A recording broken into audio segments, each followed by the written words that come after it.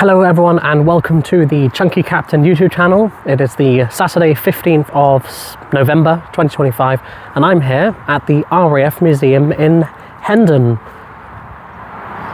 And this is one of the most important sites in British aviation history. Hendon wasn't just an airfield, it was one of the birthplaces of military aviation in the UK. From the early days of flight training to hosting major RAF displays, air races, and this place really shaped the future of the Royal Air Force that we see today. In this vlog, I'm going to take you through some of the incredible aircraft that we see just behind me, some rare historical pieces, the stories behind them, all preserved right here on the very grounds where pilots once trained in 1910 and tested new technologies and took to the skies. And this place is filled with heritage and innovation and aircraft from the old and new. It's a place that's honestly is a must-see visit for anyone who is interested in aviation. So let's see how it goes. They watch, they keep on watching. Pilots in Britain flying from land at Hendon, where one of the first Here we are in 1910. Hendon Airfield became a flying school where future military pilots learned to fly in aircraft like this one ahead of us. Here we have the Avro 504K. What a beautiful World War I aircraft, two-seater, biplane and tail wheel configuration.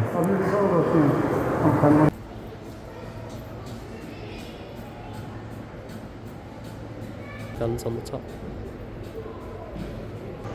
And you can see a close-up of the cockpit, all the very basic controls, some machine guns on the side which look to be operated internally, and we have the rear gunner's seat.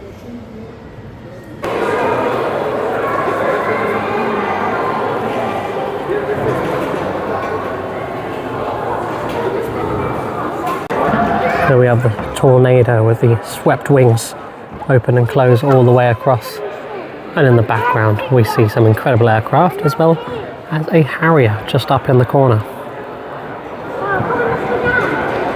Another incredible aircraft is this Predator drone just over there. You don't normally see these in museums. The Tornado fighter jet with his Cold War weapons, all still armed. Deactivated, but armed.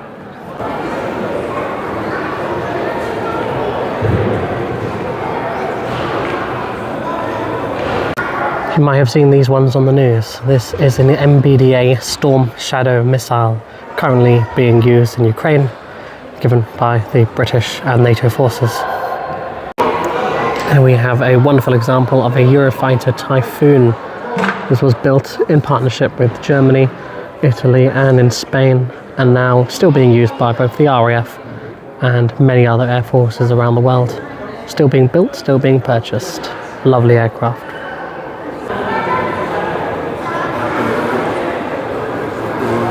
We've seen a lot of Harriers in the last few weeks. We saw quite a few Brooklyns where they were not just designed but some were built. And here we have an example of one that flew extensively. And what a machine it is. What a machine. Still used by the Spanish Air Force, mainly for shows. Just above the Tornado we have the Jaguar GR1.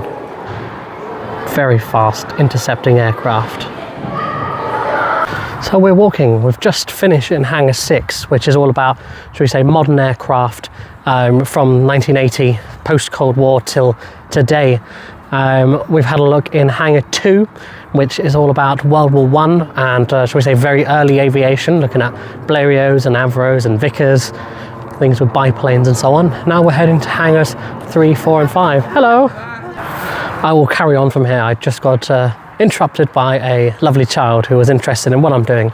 He's also an aviation fan and his lovely parents. But we'll carry on to H3 and 4 where we've got a little bit of mix of everything. From early Spitfires, World War II all the way until today. Whereas also one of my favourite aircraft here, the Avro Vulcan. So let's keep going. What a range of aircraft here. Not many people will know what that is up there, but that one is actually an airship passenger and pilot's location.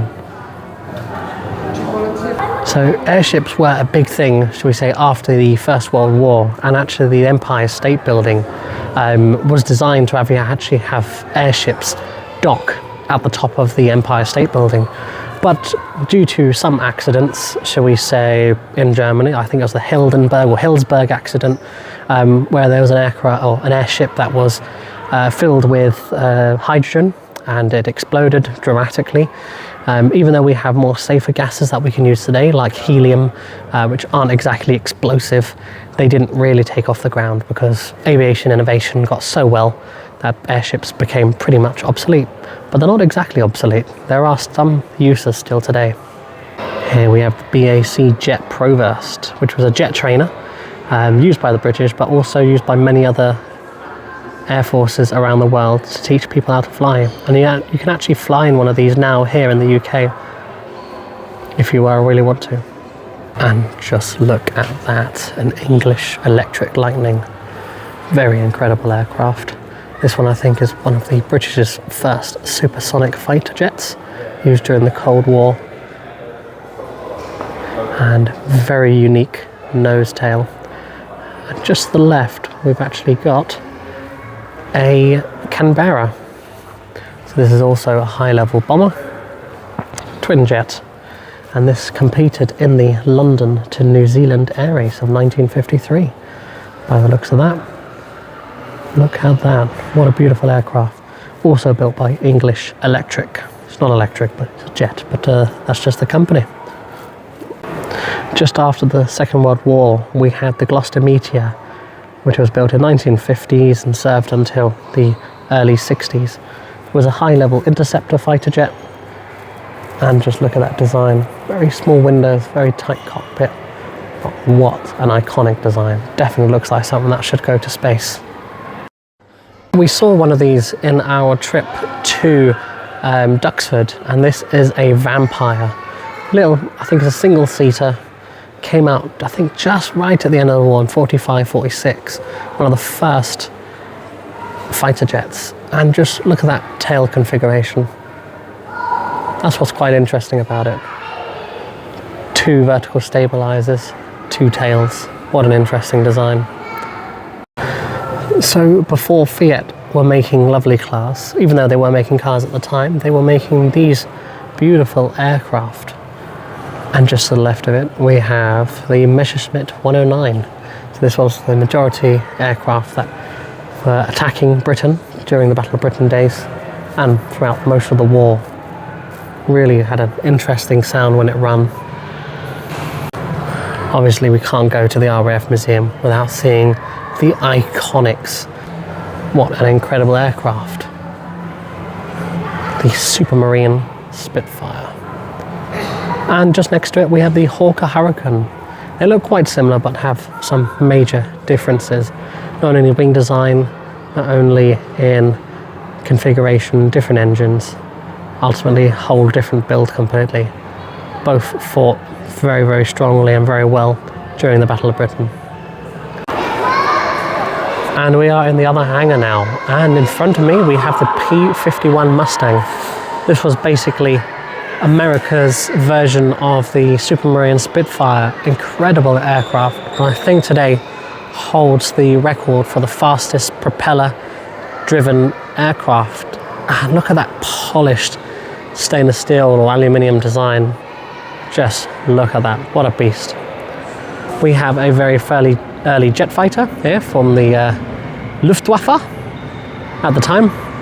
And just over there you see the Avro Vulcan bomber. This is why I say the Avro Vulcan is my favourite aircraft, or one of them anyway.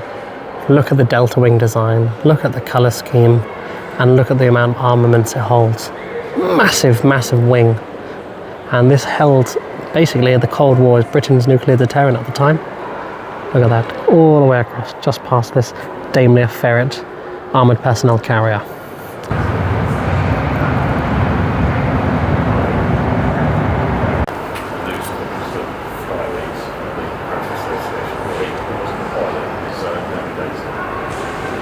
There's a great tour you can see. So if you search on YouTube, you can actually see the tour of the inside of the Avro Vulcan's cockpit. Very small windows, obviously being a high-level bomber, you don't need to see out very often, but each window had a cloth cover. So obviously when they do drop the nuke, the flash of light doesn't impact them. So basically flying blind with covers over the windows. Obviously a rough time. Nuclear fallout and nuclear warfare is not nice, but it's there. We've got 9 countries around the world who have nuclear weapons, and that was obviously the British's early example. Here we have the de Havilland Mosquito. So this was quite, well, shall we say, it has a very similar design to this Supermarine or the Hawker Hurricane, same engines, but it had 2 of them, and it was a bombing aircraft, crew of 2, I believe, and what an interesting design. I actually have a picture on my wall in my bedroom of a Mosquito flying quite low, which looks to be over, shall we say, northern France or maybe Britain, but it is one of my favourites as well. It's just an iconic design, very iconic, but not as iconic as the aircraft which I'm just walking up to. Everyone knows what that aircraft is. The Avro Lancaster. Just before we have a look at the Lancaster, just on my left, we have this aircraft, the Messerschmitt 110G. Quite similar to the 109 in design, a little bit bigger, 2 engines, and quite an interesting, which looks to be some sort of prototype antenna on the front. Very interesting design. Very interesting indeed. Here's the other side of the Avro Lancaster. Quite the bomber, 4 engines, massive wheel, take off from grass, mud, sand, and we have 3 gunners positioned, 1 on the rear, 1 on the top, and 1 on the front. But this was indeed a bombing aircraft.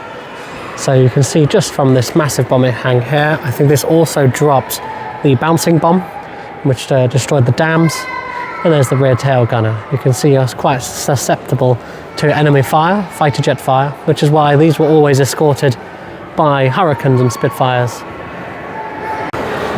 I also have one of these as a picture on my wall. What another interesting aircraft. And this one has a history. Probably given to the Indian Air Force after the Second World War and then donated back to the RAF Museum at a later date.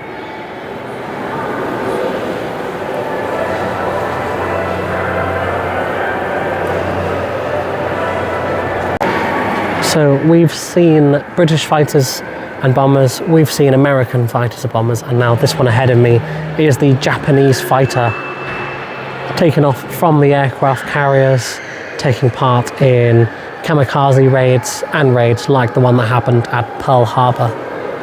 Very interesting design, quite similar to the seaplanes the Americans used. Innovative people, definitely. So I'd like to thank you all for watching this short video. I really haven't discussed the majority of things that we've seen here. I've just showed you a few highlights, things I like, things I find interesting, and I definitely recommend a visit. This museum is free entry, so there's plenty of things for kids to do, and if you have any young aviators, definitely bring them along. But I think we'll just head our way out and enjoy some tea and some cakes with my guests before we head out. So I'll see you on the next one. Junkie Captain out.